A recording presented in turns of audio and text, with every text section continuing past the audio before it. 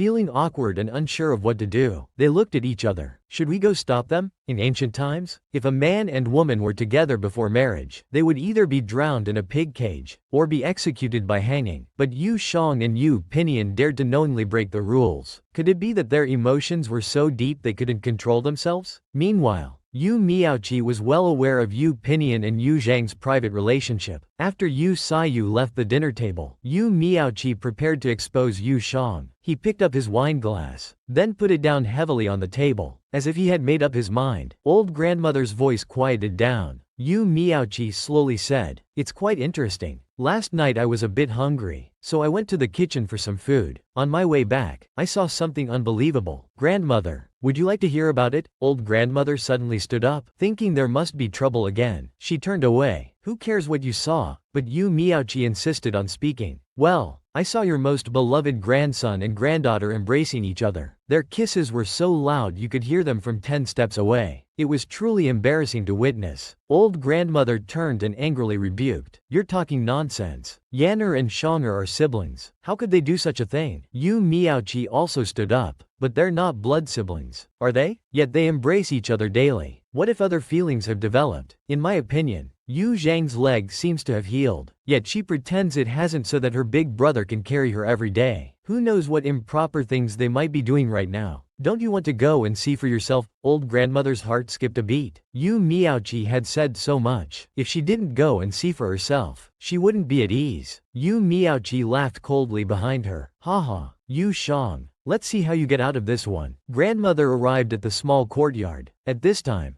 Dao Hong and Lu Lu were guarding the door. They wanted to stop her, but old grandmother directly pushed open the door. Lu Lu felt anxious. Did the old madam know something? Old grandmother rushed into the inner room in 3 quick steps. Looking inside, she saw Yu Pinion holding a bowl of sobering soup, while Yu Shang was already asleep on the bed. Yu Pinion was puzzled. "Grandmother, why are you here?" Old grandmother felt relieved. Yu Miaoqi was shocked. "How could this be?" Grandmother smiled and said, "I was worried that Shonger drank too much and it might affect her leg injury, so I came to check." Yu Pinion stood up. "It's nothing serious." She sang a few tunes and then fell asleep. "This little drunkard always likes to sing when she drinks." Yu Miaoqi leaned over Yu Zhang's bed, carefully inspecting. He couldn't believe that these two, alone on the night before parting, hadn't done anything improper, but he saw that Yu Shang was still wearing the same neat, unrumpled clothes as before. Could it be that nothing really happened? Yu Pinion glanced back at Yu Miaoqi, already forming a plan in his mind. Yu Miaoqi, feeling that glance, became a bit uneasy. Great-grandmother said, "It's good to see Shonger is fine. I'll head back now. You wait until Shonger wakes up before leaving. If she opens her eyes and doesn't see you, she might get upset again." Yu Pinion, however, said he had to leave immediately, as Shonger had grown up and become sensible, so she wouldn't make a fuss. Yu Shang listened silently, tears flowing in her heart and eyes. She couldn't get up to see him off. The pain of parting was even greater than the feeling of longing. How could she not be heartbroken? The door closed with a click, and everyone left. Yu Pinion handed the sobering soup to the guard, telling him to take it back to the kitchen. He instructed the guard to stay at the mansion while he was away on the campaign. If there was any unusual activity from old lady Lu Xing and Yu Miaoqi, he should immediately send a flying letter. It seemed Yu Pinion had also noticed something, but strangely, did he and Yu Shang actually have a relationship? Why weren't they caught by the great-grandmother? The lover was about to leave for the battlefield. Yu Shang offered herself as a gift to her brother. The great-grandmother's sudden visit interrupted the couple's intimate moment. Did Yu Pinion and Yu Shang actually have a relationship? After Yu Pinion left, Yu Shang curled up, silently crying. Liu Lu,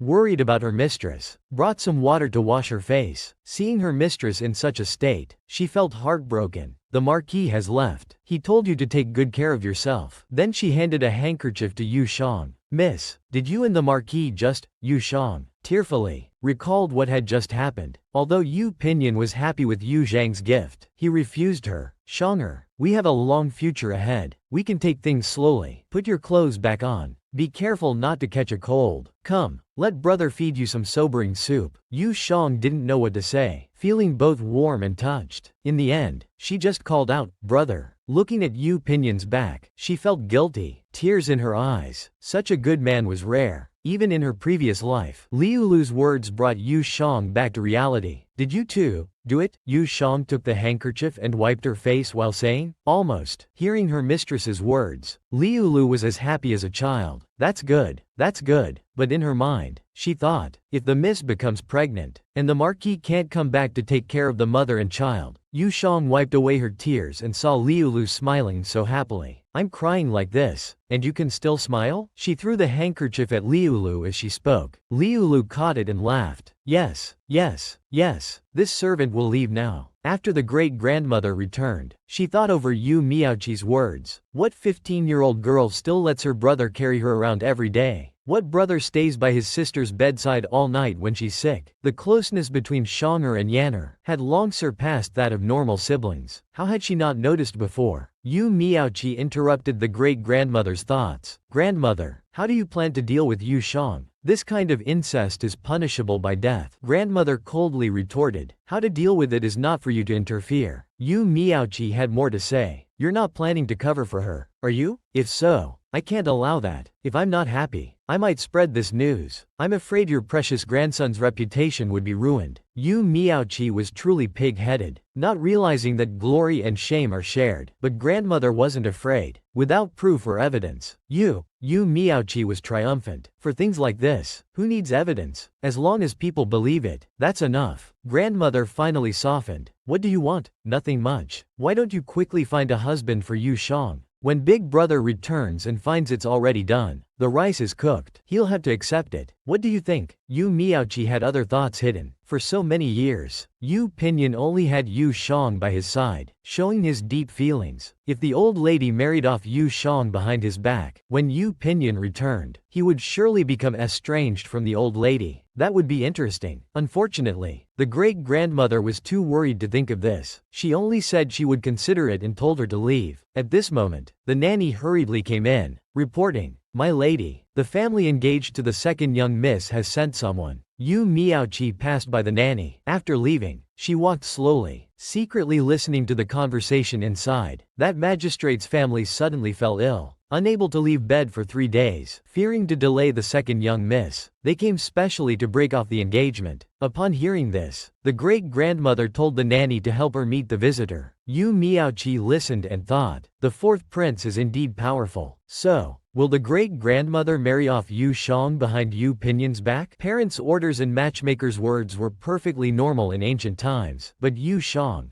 as a modern woman with free thoughts about marriage, how could she submit to the constraints of the feudal system? And the old grandmother, for the sake of her precious grandson and Pinyan's reputation and devotion, spent a month inquiring around and privately arranged a marriage for Yu Shang, a young man named Sun Lingjia, said to be talented and good-looking. Most importantly, he was in love with Yu Shang, seemingly a perfect match for her. The nanny was worried about this matter, fearing that the third young lady wouldn't agree. The old grandmother said that's why they had to keep it from Yu Shang. Once the engagement was set, there would be no way out even if she didn't want it. Shortly after, in the study of Yu Zhang's brother Shen Yuanqi, a servant hurriedly reported that the fourth son of General Yu had come, saying he had important business. The fourth son entered without wasting words. Greeting Mr. Shen. The Marquis requests Mr. Shen to quickly recognize the third young lady. Shen Yuanqi jumped up immediately. In the past, when he wanted to say a few words to Yu Shang, he was always blocked by Yu Pinyin. Now they were actively asking him to recognize Yu Shang. What deity had found him to bring such good fortune? Shen Yuanqi was overjoyed, but in the next second, he came to his senses. He felt something was off. Your Marquis suddenly agrees to let me recognize Shang'er. Has something happened in the Marquis's household? The servant spoke frankly. The old madam wants to marry the third young lady to the son of the Ministry of Rights, Sun Mingjin. This confused Shen Yuanqi. Sun Mingjia? I know he's the junior chief minister of the Court of Judicial Review, of upright character and handsome appearance. Why would your Marquis want to obstruct this marriage? The fourth son handed over a letter written in blood. Sir, please look. Sun Mingjia appears gentlemanly on the surface, but is actually worse than a beast, wantonly abusing and insulting maids. One maid, unable to bear the humiliation, wrote this blood letter before her death. Her family wanted to seek justice for her with this letter, but it was suppressed by Madame Sun. Shen Yuanqi read the blood letter and was shocked. the servant reminded him. At this moment, the third young lady's life is at stake. We hope Mr. Shen will act quickly. Shen Yuanqi's face turned dark as he said, I'll go bring Shang'er back right away. In the main hall of the Yu mansion, the old grandmother's voice could be heard. You want Shang'er to recognize her ancestors and return to her roots? Mr. Shen, are you confused? What relation does my Yu family's daughter have with you? I'm not confused. It's the old madam who is confused. If the old madam wants to marry Shang'er to such a person, I absolutely disagree. The old grandmother became angry. What do you mean by such a person? Mr. Shen, please tell me why Shang'er cannot marry son Mingjia. At this moment, Yu Shang happened to enter the room. Hearing her grandmother's words, she was curious. Who is son Mingjia? Grandmother, when did you arrange a marriage for me? I don't know about this. The atmosphere became awkward, and everyone was silent for a moment. The grandmother then laughed loudly. This marriage was just arranged, and we haven't had the chance to tell you yet. You're at the age for marriage now. You can't always stay in the Marquise's mansion, living with your brother. Yu Shang was confused. My marriage? Why does grandmother bring up my brother, and earlier? Grandmother, why did you suddenly burst into my room with people? Yu Shang thought carefully. I see. No wonder grandmother has been looking at me strangely lately. Yu Shang decided to be straightforward. It seems grandmother already knows. Then I won't hide it anymore. In this life, except for my brother, I won't marry anyone else. The grandmother, hearing this, sternly rebuked. Shut your mouth. Shen Yuanqi was even more confused. What are you? Yu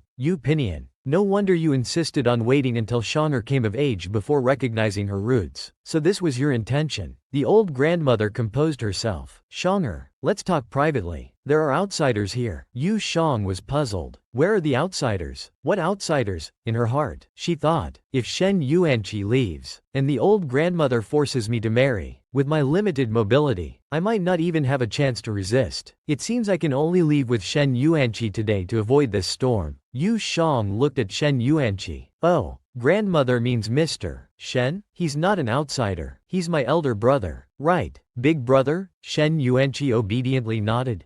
As soon as the grandmother heard this, she slammed her hand on the table. She stood up, pointing at Yu Shang. What do you mean by that? Are you planning to leave with him? As she spoke, the old grandmother's eyes were already filled with tears. I raised you with such difficulty, and you're ready to leave just like that. You truly have no conscience. Yu Shang was also teary-eyed. Grandmother, I don't want to leave either. Why are you forcing me? The grandmother had secretly arranged a marriage for her, which Yu Shang found out about. Yu Shang frankly stated she would only marry her brother. Although she was usually a bit playful, she never actively caused trouble. The Zhang family's Li was also capable in every aspect. Grandmother is preventing me and my brother like this. Could it be that she looks down on me for not being able to walk? Yu Shang stood up from her wheelchair. Look, I can walk now. I can take 50 steps at once without getting out of breath. From now on, I'll be just like normal people. Yu Shang stepped forward and held grandmother's hands. If there's anything wrong with me, I dare only beg grandmother not to separate me and my brother. Please?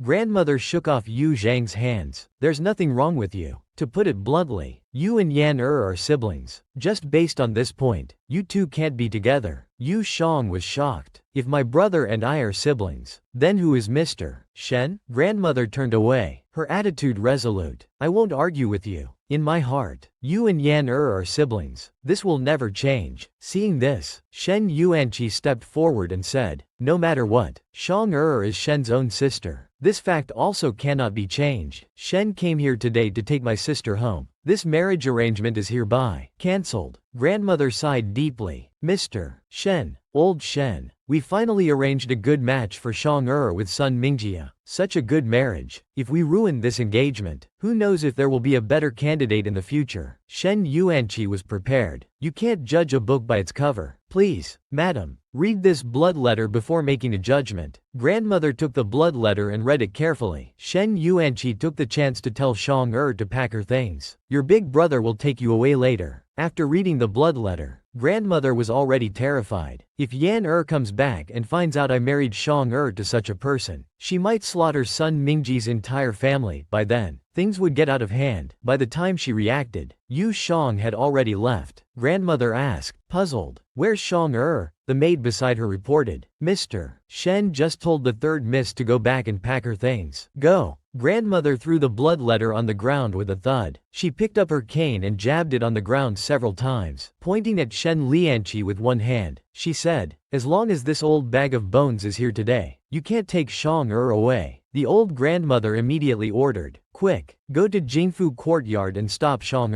At this time, near Yu Pinion's study, Yu Miaoqi was hiding with a box. All the guards had been called away to help. The old madam and the third miss were causing a commotion in Jingfu courtyard. Yu Miaoqi took advantage of everyone's absence. She sneaked into Yu Pinion's study. "Since this family can't accommodate me, I might as well destroy it." Yu Pinion, Yu Shang, "Old madam, your good days are coming to an end." The old grandmother's niece ultimately forced Yu Shang to leave. But did Yu Shang ever really want to leave? Grandmother watched the departing carriage and said angrily, "Go, go. After you leave, don't come back. Even if you do, I won't let you in." Yu Saiyu was quite sensible and consoled grandmother. "Don't be angry. Be careful not to harm your health." Hearing grandmother's words, Yu Shang in the carriage was already in tears. Although she knew it was said in anger, it still hurt to hear. Shen Yuanqi handed her a handkerchief to comfort her. The old madam was just speaking out of anger. Yu Shang naturally knew this. "I'm more worried about grandmother's health. Also, what did you show grandmother earlier? Why was she so shocked?" Shen Yuanqi took out the blood letter and handed it to Yu Shang. "This is a blood letter written by Sun Mingji's maid. You'll understand once you read it." Yu Shang looked at the red characters on the blood letter. Each word was shocking. Her whole body trembled. If Shen Yuanqi hadn't arrived in time, she might have really married into the Sun family. Then, she would have been abused to death, and her fate would have been exactly the same as in the original book. Seeing Yu Shang frightened, Shen Yuanqi reached out to pat her head. "Don't be afraid. Brother won't let anyone hurt you." But Yu Shang didn't appreciate it and slapped Shen Yuanqi's hand away. Then, with a serious expression, she said, "I know you're my blood brother, but I'll make my own decisions about my marriage. You heard just now. I want to marry Yu Pinion. If you don't agree, take me to Shahe village now. I have a farm there where I can stay for a while." Shen Yuanqi laughed heartily. "I'm your brother. Of course I'll respect your wishes." But in others' eyes, you and Yu Pinion are foster siblings. Even if you acknowledge your ancestry and marry him, people will still talk. In the future, when attending banquets, socializing, or going out to worship Buddha, you'll inevitably be pointed at and gossiped about. Aren't you afraid? Yu Shang turned her head, but with an indifferent expression. "What's there to be afraid of? People's mouths are on their own faces. Let them talk. I won't lose a piece of flesh. They worry on my behalf, while I live happily and freely. Tell me, who's the fool in the end? Besides, aren't you also called a slave official? Yet you've been promoted 4 levels in half a year. Unrivaled. Did those who cursed you gain any benefit? Probably not only did they not gain anything, but they also coughed up several pounds of heart blood." Shen Yuanqi smiled warmly. "Well said. Since you've thought it through, I won't interfere. I promise you, before Yu Pinion returns, I absolutely won't arrange any matches for you." This made Yu Shang beam with joy. "Really? But Shen Yuanqi still had one concern. Now that you've acknowledged your ancestry, we need to have the old ancestor modify the family genealogy to make you a Shen family daughter again. From now on, you'll be called Shen Shang. Is that all right?" When Yu Shang heard this name, she had been called Yu Shang for 2 lifetimes. Suddenly changing her surname felt particularly awkward. But it was just a name in the family genealogy after all. It didn't matter much in daily life. At this moment, Yu Shang was as docile as a little deer. "It's fine. I'll listen to Big Brother." Shen Yuanqi was also happy. "We siblings are finally reunited. If our parents knew in the afterlife, they would be happy too." "Yes, Big Brother. You are my only relative in this world. We siblings will support each other and revive the Shen family together. We can live up to our deceased parents. Please take care of me in the future, Big Brother." Shen Yuanqi smiled like a flower. "Good. We siblings will support each other. We will definitely revitalize the Shen family." Several months had passed since Yu Shang returned to her ancestral family. Yu Shang had tried to see her grandmother at the Yu mansion many times, but was always turned away. Yu Shang realized that her grandmother must be really angry this time. Even so, every time she came, she brought the jujubes that her grandmother loved. She asked the maid to make some jujube porridge for her grandmother. She also told the maid not to say it was from her. The maid, watching Yu Shang leave, could feel her warmth towards her grandmother. Afterwards, Yu Shang sat dejectedly in the carriage back home. The horse's hooves clop-clopped, and the carriage swayed with the horse's movement. Yu Shang thought again. How nice it would be if my brother were still by my side. A tear rolled down from the corner of Yu Jang's eye. Suddenly, it started pouring rain, and Yu Shang found herself on a battlefield. This frightened her, making her whole body tremble. At this moment, a sharp sword came whistling from afar, striking a soldier on horseback. The soldier fell heavily into the nearby river. A nearby soldier shouted, "General!" Yu Shang shielded her eyes from the pouring rain, hearing the soldiers shout. Could that general be? Yu Shang almost lost control, tears in her eyes. Is it brother? Yu Shang sat in the carriage, her whole body shaking uncontrollably. The next second, she suddenly woke up. Lulu inquired from outside the carriage. "Miss, what's wrong? Did you have a nightmare?" Yu Shang was breathing heavily, her heart was churning. "I dreamed of my brother. He was wounded and fell into the river, disappearing. Brother must be in danger now." Yu Shang was alarmed. She told the coachman to turn around immediately and head out of the city to the West River. The coachman was embarrassed. "Miss, we just got back. Besides, the city gates are already closed. We can't leave the city." Lulu supported Yu Shang. "You can send someone to deliver a message to the marquis. Why do you have to go personally? The West River area is full of bandits. It's not a place for ordinary people like us to go." When Yu Shang wanted to do something, no one could stop her. "Even if I send someone, I still want to go. I won't be at ease unless I see my brother personally." Lulu worried. "But young Master Shen won't agree. I don't need his agreement. Tomorrow I'll say my leg hurts and I'm going to Jungo Temple for treatment. Then I'll take the opportunity to stay at Jungo Temple. The monks there are all highly skilled in martial arts and experienced in wilderness travel. When the time comes, I'll ask Master Kuhai to lend me a few monks to escort me to the western suburbs." Yu Shang suddenly stopped. After returning to the mansion, "Pack things immediately. Nothing else matters. But make sure to bring the medicine given by Dr. Wu. If brother is injured, medicine is what he'll need most." Will Yu Zhang's plan work? I've seen girlfriends meeting in person, but I've never seen a girlfriend rushing to the battlefield. Yu Shang was worried about Yu Pinion's safety because of her nightmare, so she decided to go to the West River battlefield to visit Yu Pinion.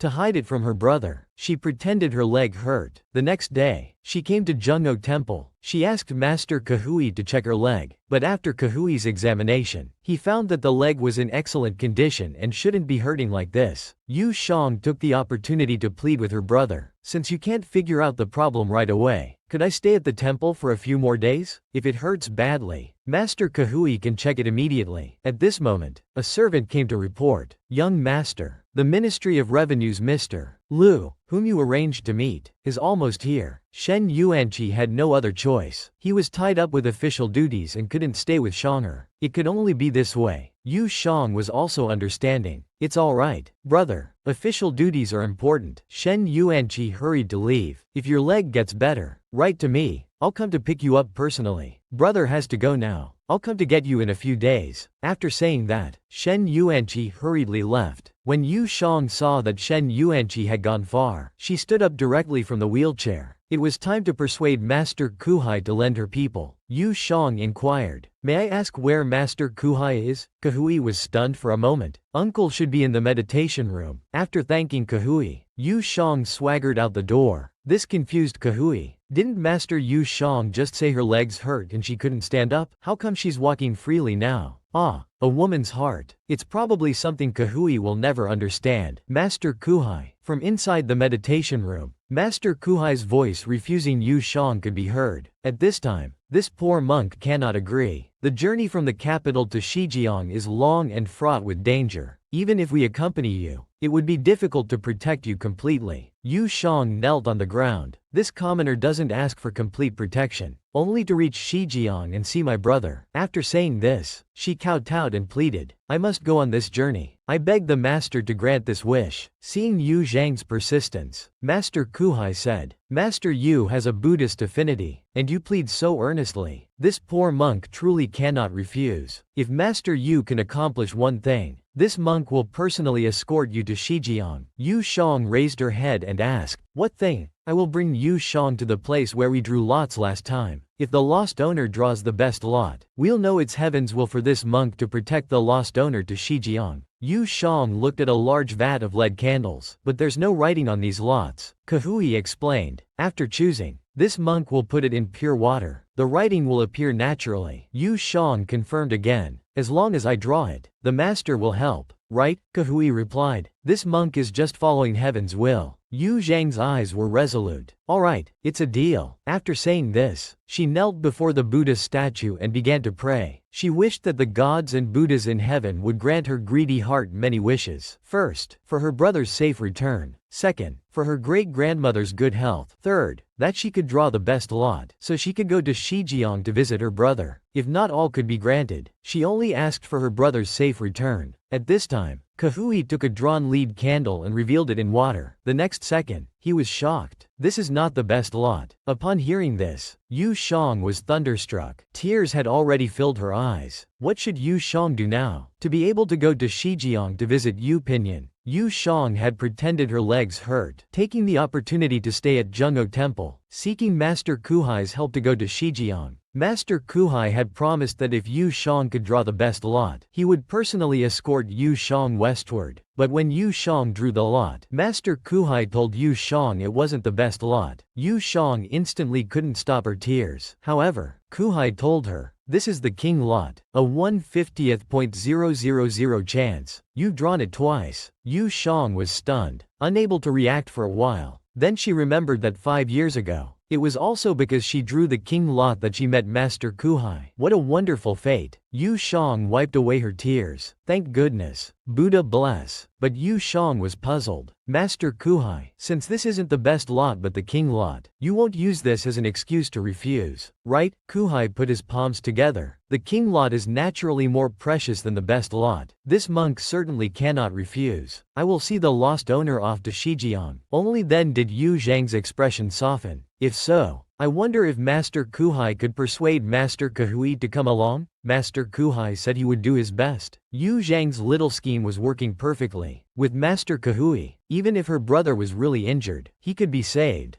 Poor Kahui was sweeping in the courtyard, when he suddenly felt a chill on his back and sneezed. 5 days later, Shen Yuanqi received Yu Zhang's reply. Shen Yuanqi originally thought Shonger wanted to come back, but after opening the letter, he was both shocked and angry. How could Shonger do such an absurd thing? Because of a vague dream, she traveled thousands of miles to Shijiang. Shen Yuanqi ordered people to prepare. He wanted to chase after her immediately, but the servant reported that according to the monks at Zhenghe Temple, the young miss had already left 5 days ago. Even the fastest horse couldn't catch up with the young miss now. Shen Yuanqi froze on the spot. At this moment, he only felt a headache. This girl's courage was even greater than Yu Miaoqi's. A month passed without notice. At a tea stall, 2 passers-by were chattering about the war. They said the new commander not only lost 2 cities but was also shot by the second prince of Shirong, falling into the Wu River. His body hasn't been found yet. He must be dead for sure. Yu Shang listened nearby, trembling with fear. Lulu comforted her mistress, saying not to listen to those people's nonsense. Good people are blessed by heaven and will surely turn misfortune into good fortune. Yu Shang didn't believe those people either. Her brother had always been resourceful. Even if he fell into the Wu River, he would find a way to survive. Master Wu Hai suggested that the Wu River wasn't far from here. If the master fell into the Wu River, he would surely be washed downstream. They could search downstream, but Yu Shang objected, saying not to go downstream. Instead, go upstream. The dense forest dance party didn't understand either. That dense forest was a place even the Shirong people didn't dare to go. It was a primeval forest, full of fierce beasts and dangers. Yu Shang explained that she understood her brother, and somehow, it felt like the gods were guiding her. She must go to the dense forest upstream. The 2 masters had no choice but to agree. Yu Shang promised that for this journey, whether successful or not, as long as the Yongle Marquee Manor exists, the temple's incense will never cease. Can Yu Shang find Yu Pinyin? After Yu Pinyin left for battle, a group of Imperial Dragon Forest Guards suddenly broke into the Yongle Marquee Manor. Leading them was Ao Pin, the deputy commander of the Dragon Forest Guards. He was originally Yu Pinin's most capable subordinate, but now he came to search Yu Pinin's study. They indeed found a box during the search. Ao Pin opened the box and found a letter inside. It was evidence of Yu Pinyin colluding with Shirong to usurp the throne. With conclusive evidence, Ao Pin wanted to arrest everyone in the manor. Yu Shang watched, confused. Her brother was clearly shot into the Wu River by the Shirong people, his fate unknown. Yet he had become a criminal. Yu Shang wanted to grab the letter. This was clearly fabricated evidence, but in the next second, The letter slowly dissipated. Then the scene changed. Yu Jang arrived at the Crown Prince's mansion gate. The Crown Prince was about to be sent to the imperial prison for trial for privately making dragon robes. Intending to rebel, Yu Jang couldn't understand how the Crown Prince could rebel. He was already the Crown Prince and didn't need such underhanded means to gain the throne. Yu Jang then realized that all of this must be a dream. It turned out that it was already dark. Yu Jang had fallen asleep by a small grove, and everything that just happened was only her dream. Yu Jang struggled to wake up from the dream until Lulu woke her. Lulu asked worriedly, "Miss, did you have a nightmare again?" The nearby campfire crackled. Yu Jang took a while to gather her thoughts before saying, "I dreamed that our manor was raided. The charge was colluding with lizards to usurp power. Even the Eastern Palace was raided. The Crown Prince was hiding dragon robes. Many dragon scale guards were arresting people. They wouldn't even spare cats and dogs." Hearing this, Lulu was shocked. "Miss, what should we do now? Should we turn back?" Yu Jang was very troubled at this moment. On one side, the manor was in imminent danger. On the other, her brother's fate was still unknown. What should she do? "Brother is waiting for me to save him now. I can't abandon him." But if the manor and the Crown Prince's mansion are raided, even if brother returns alive, he might not escape punishment. There's only one way now. Yu Jang picked out a piece of charcoal from the campfire. Then she began to write letters, asking Lulu to take the news back to the Crown Prince and the old ancestor. But Lulu was worried. The old madam was fine, as her dreams were often accurate. But what about the Crown Prince? They couldn't just say it was a dream. The royal family was already suspicious. Even if they believed Miss Yu, they might later consider her a demon. Yu Jang was clever. "If I dream, I'm a demon. But what if Master Kuhai dreams? The situation is urgent. We can only borrow his name for now." Lulu immediately understood. If Master Kuhai dreamed, it would be a warning from heaven. This was a good idea, but could Lulu, alone, deliver the message in time? The safety of the Yu Manor and the Crown Prince now depended on Lulu alone. Yu Jang asked Lulu to deliver the written letter back, but there were many people and eyes in the Crown Prince's mansion. She worried the letter might be intercepted before reaching the Crown Prince's hands. The old grandmother was still angry with her and would probably burn the letter without even looking at it. So she wrote a letter to her elder brother Shen Yuanqi, asking Lulu to give all 3 letters to her elder brother upon return. She had already arranged the words with her elder brother in the letter. Her elder brother would know what to do, with countless reminders and instructions. Lulu tearfully bid farewell to her mistress. Yu Jang comforted him, saying, "We're only parting ways, not saying goodbye forever. Why shed so many tears? Hurry and go. We don't know when the events in the dream will happen. You must reach the capital as soon as possible." After saying this, Lulu mounted her horse and galloped away. Yu Jang turned to look at the 2 masters. "We should also set off for the dense forest. The old grandmother in the Yu household is already ill. She still has to manage Yu Sayu's wedding. The nanny is worried about her health. Why not just let the Marquis and the 3rd young lady be together? Let the 3rd young lady come back to help you. After all, they're not real siblings and have grown up together. Their bond is deep." The old grandmother slammed her medicine down on the table and started coughing. "Shut up. It's precisely because they grew up together that they can't be together. What does it matter if they're not real siblings? In others' eyes, they were once siblings. This fact cannot be erased. If people in the capital found out, their spit alone could drown our Yongle Marquis Manor." The nanny stepped forward to pat the old lady's back. "Our Yongle Marquis Manor doesn't have much of a reputation anyway. A little more dirt won't make a difference." Hearing this, the old grandmother glared fiercely at the nanny. The nanny persisted. "I know you don't like to hear this, but I must say it. Master Kuhai once said that the Marquis has the fate of dying young, and Miss Shang is his lucky star who can change his destiny. Now that Miss Shang is gone, will it affect the Marquis's fate? The Marquis is now fighting for his life on the battlefield of Shijiang." The old grandmother finally realized she had forgotten about this. Over the years, the Marquis Manor had prospered, and Yan had been safe and sound. But if they kept Shang in the manor, how could they justify ruining her lifelong happiness? The grandmother gritted her teeth. "It won't happen. Yan has been fine for so many years. Surely that deadly fate has passed. How can siblings marry each other? I absolutely do not agree to this." At this moment, a servant came to report that someone from the Crown Prince's manor had arrived. The grandmother was overjoyed. "Is there news about Pinyin?" But the messenger informed them that General Yu had been struck by the Western Rong's 2nd prince's sword on the battlefield and died at Wuzhong. They asked the old madam to restrain her grief. Upon hearing this, the old grandmother was thunderstruck. She collapsed to the ground, her whole body trembling. How could this happen? I've harmed Yan. If I had thought of his fate of dying young earlier, I would never have driven Shang away. If I hadn't driven Shang away, how could Yan have met with such misfortune? It's all my fault. As she spoke, the old grandmother pulled out a hairpin from her head. She tried to stab it into her own throat, saying, "I'll go join him now." Fortunately, the nanny stopped her in time. "Old madam, you've misunderstood. How could this be your fault?" Master Kuhai said that the Marquis and the second young lady's fates clash. If they live under the same roof, only one can survive. The grandmother froze, and the hairpin fell from her hand.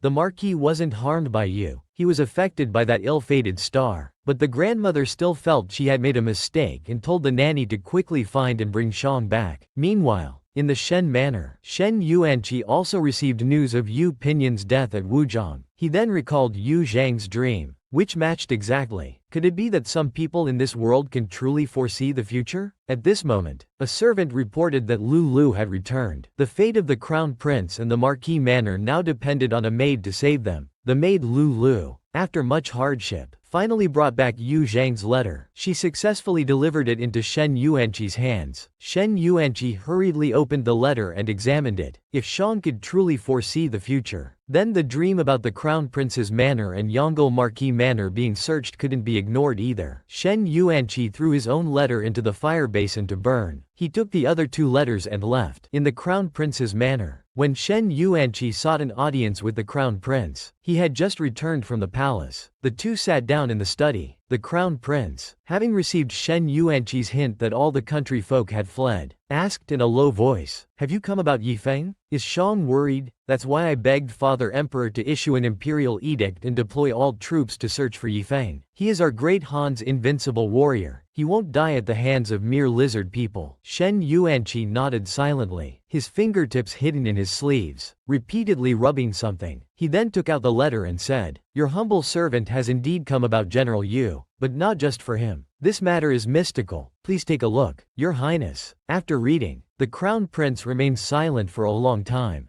Ping leading the dragon scale guards to search the Crown Prince's manor, a dragon robe hidden in the Crown Prince's study, evidence of treason and collusion with the enemy found. These events, one after another, seemed utterly unbelievable yet so real. Seeing his expression turn gloomy, Shen Yuanqi said, "Master Kuhai's dream was too bizarre. Your servant didn't believe it at first, but Shang was worried about General Yu and insisted on going to Shijiang to find him. Halfway there, she discovered the dream coming true, so she wrote back." The Crown Prince's breathing became very heavy. He suddenly stood up, disregarding the presence of others, and opened the secret door behind the bookcase. He began searching among many private items. After searching for a while, the heavy breathing suddenly stopped. The rummaging motion also abruptly paused. He discovered a golden brocade box. He slowly opened the brocade box. Inside, a dazzling golden light flickered. It was the bright yellow color unique to the dragon robe. The Crown Prince sneered, a murderous glint flickering in his dark eyes. Well,